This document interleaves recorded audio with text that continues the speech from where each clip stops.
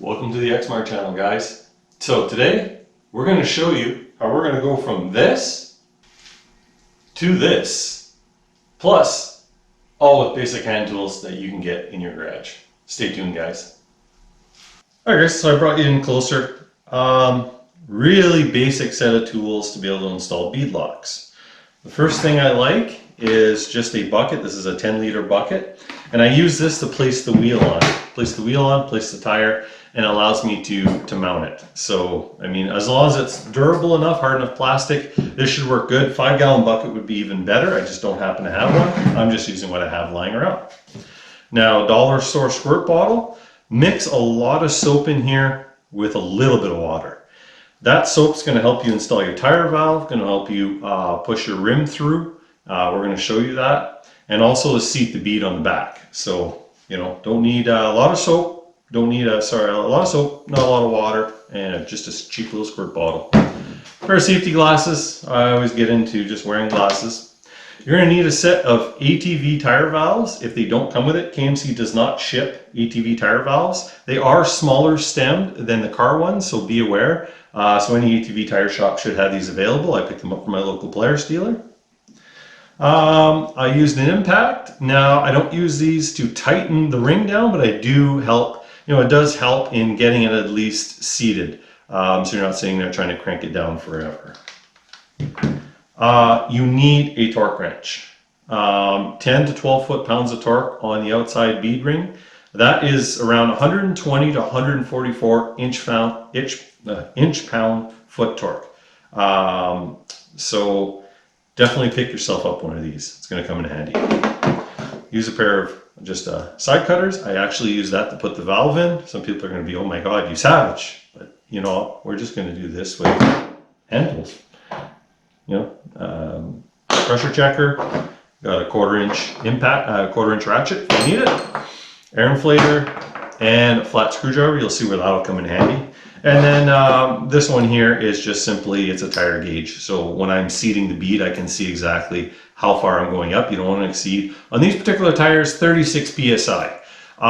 With the tires I just did, they ranged anywhere from 15 to 28 PSI before they beaded. So we'll show you guys that, and just some paper towels you need to clean up. So as you can see, this is really basic. Aside from this, you need an air compressor. That's it. You can do this yourself at home. So with that, let's get myself set up, and we'll start installing these beadlocks on these big 32.5 Outlaw tubes. So stay tuned.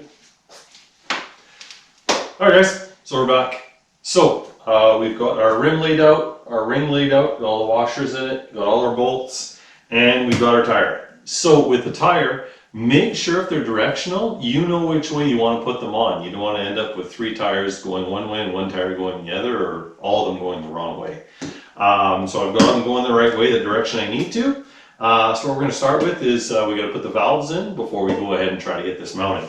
So, got 1 ATV tire valve and a pair of side cutters. Good. We'll take the cap off. Now the other thing we're going to need is our soap and water, mostly soap in here. And I'm going to spray that in the hole.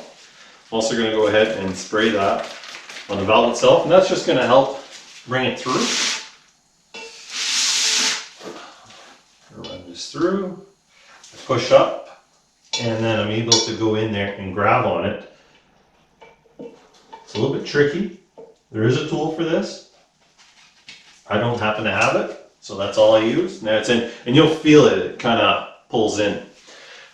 So that is ready. So we're going ahead and installing these beadlocks, and you know, I watched some videos too on how to do this. It was my first time actually doing beadlocks. A lot of them say go ahead and put it face down going in. That actually works out really well. Once again, lots of soap and water on the bead. Just be generous, don't be gentle. It's just soap and water, and it's really going to help out. So the same on this. That's why I didn't bother cleaning the tire up or making the rim all nice and shiny, because I knew I was going to be soaking it down with this. So we're going to go ahead, put this face down, and we're going to go ahead and start sliding this in. Hands are a little wet, so that's why I said bring a rag with you. And we'll start getting this set in. You may struggle a little bit with it, you may not. It all depends how it goes. Sometimes you get it just right and it slips in. And other times, not so much.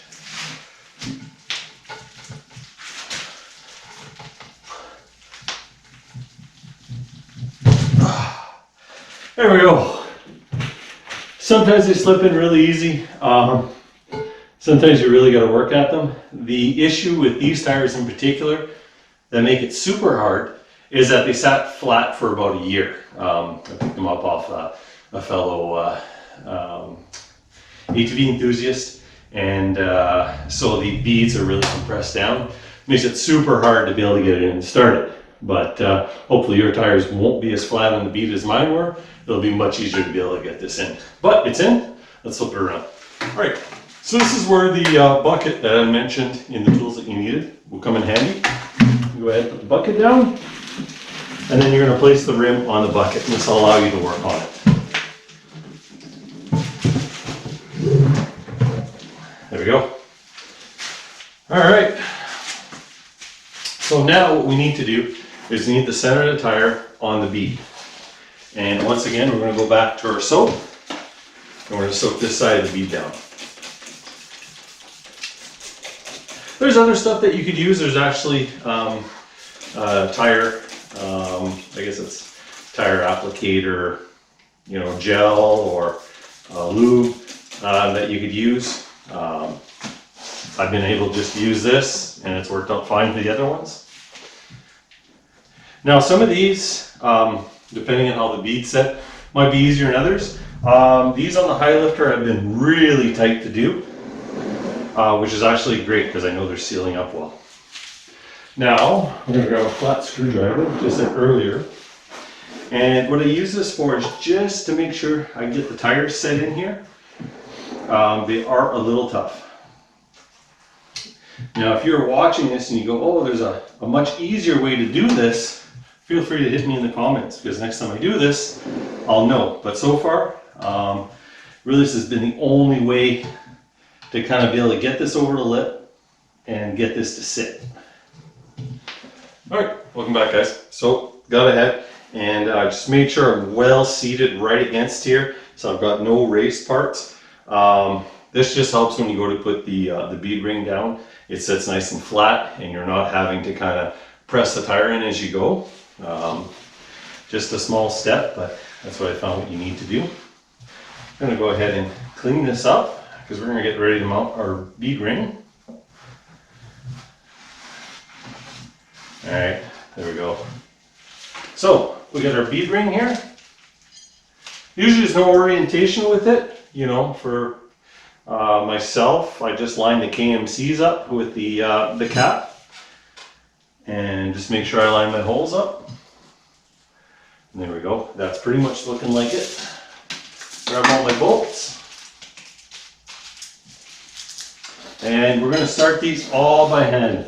Don't grab these with the impact and just start, going to town. What happens is you might strip the threads out. If you're lucky, on some wheel manufacturers, they actually do a double drill. So you actually have a whole other set of patterns or lug nut threads on the wheel. KMC doesn't, not on these ones anyway. So you're pretty much out of luck. You're going to be retapping it and using a different bolt and things like that. It's just not something that you want to get into. While we're on the topic, really love stainless steel bolts and really thick, big bolts on these beadlocks. That is something that on some of the inferior beadlocks I've seen, they use really small bolts. They have a tendency to break. Okay, so we got them all threaded in. What I'm going to do right now is grab my little 1/4" impact here, and I'm just going to drive the heads down. I'm not looking to put torque on this. I'm just simply looking to get the heads down. And I'm going to use a crisscross pattern. There we go. The minute there's any resistance, I stop. Yes, you could go ahead and 1/4 inch or your 3/8 ratchet and do this all by hand. But this is kind of a big time saver. So let me get this done and we'll jump back to you guys with the torque wrench. Alright, so I just got them just to say they're touching, and I'm going to go ahead now and torque them down. Manufacturer states that 10 to 12 foot-pounds of torque, that's about 120 to 144 inch-pounds.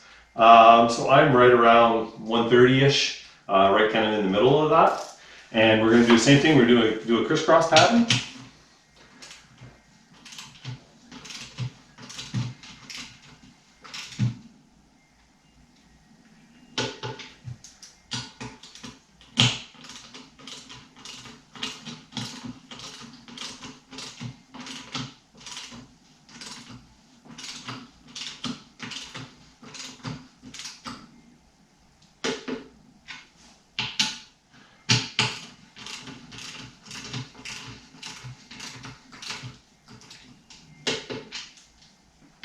This is why it's really so important to have a torque wrench at this stage. This is not a lot of force. And I think if I was doing this without a torque wrench, I would definitely be using a lot more force than I am.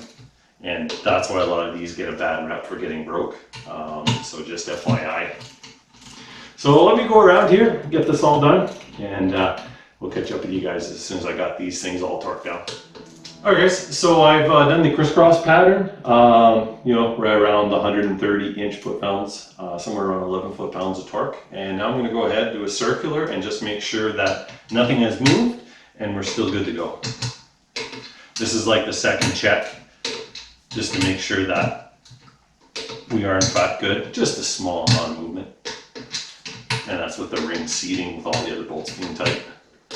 Alright guys, so I'm going to get the air compressor fired up, get it full of air, and we're going to look at trying to get these bad boys beaded. It's always a little bit difficult, but we'll see how we do with this one. Alright guys, welcome back. So the air compressor is all filled up, and we're going to start with trying to set the bead. As you can see, the bead be a little bit challenging with these tires being squashed. We've got a lot of ways to close it up, and what we're going to do is use our soap to try to lube the bead up to hopefully get it to seat easier. Place them on the tires, all over the rim. Like I said, don't have to be gentle, especially when it comes to seating the bead. Anything that can seat the bead easier is worth using. There we go, starting to run down, so that's plenty. So we'll put it back now on our little bucket. And you'd normally want to have someone else helping you with this. I'm by myself. We're going to do what we can.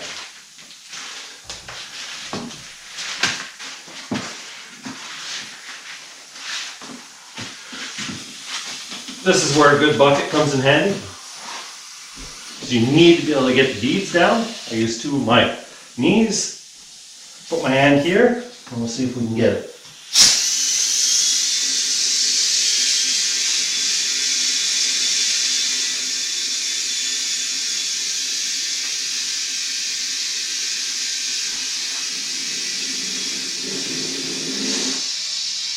There we go.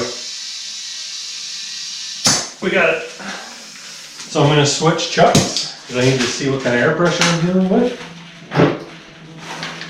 Like I said, you can do it by yourself, or a pair of glasses just in case.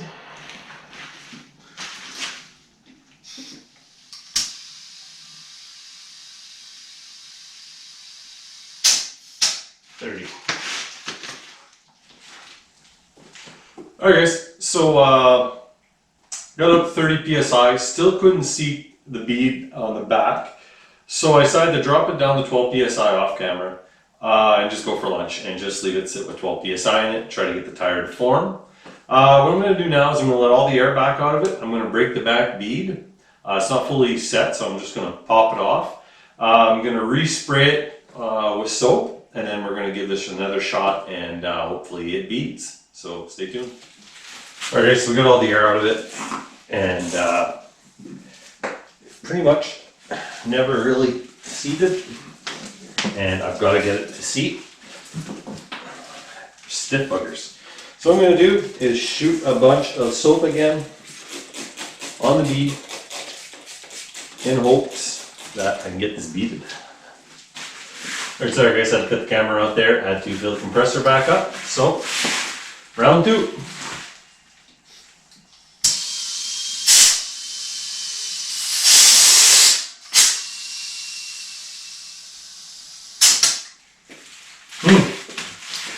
Almost 36.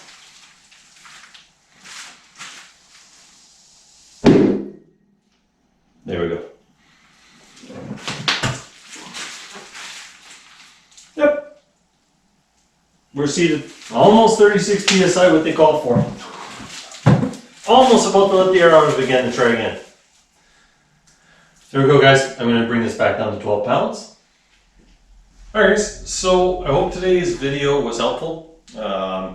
We talked about beadlocks, we talked about mounting the beadlocks, we talked about offsets and diameters and what to look for in buying a beadlock. So I hope someone's learned something from this. If you guys like this video, hit the thumbs up. If you haven't already, please subscribe, and hope to see you guys in the next video. You won't see these mounted on the RZR. I don't have the lug nuts yet. That's coming in later this week. So next week we'll have a video update. We'll have them out on the RZR outside because it's getting nice out now.